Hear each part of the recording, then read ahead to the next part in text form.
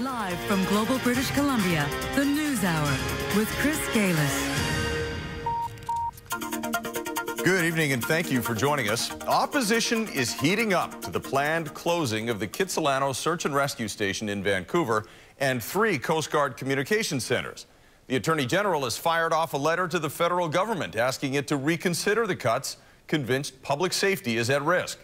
And today the Coast Guard Commissioner came to Vancouver to meet privately with the affected staff, but despite all of the public concern, he didn't have a single thing to say publicly. There he is.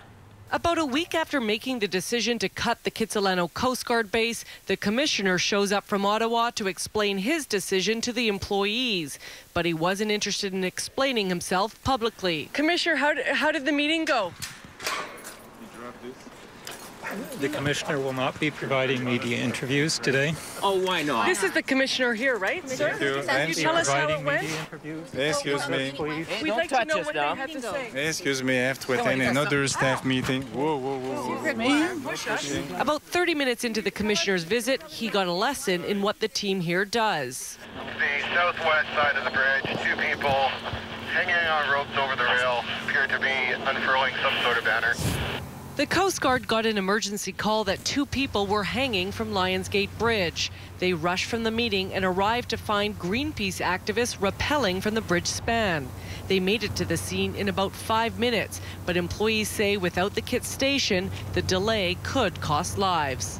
He saw how quickly the vessel got underway, that as always at this station, we try to get away 24/7, day or night, in under 5 minutes.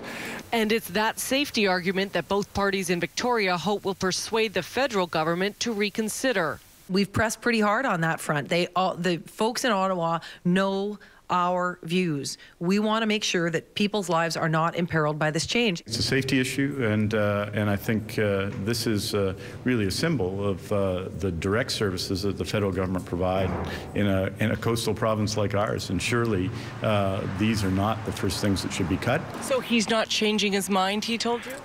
Apparently he cannot change his mind because that decision rests with Ottawa. But they have taken note of the tremendous groundswell of public support and commercial marine support.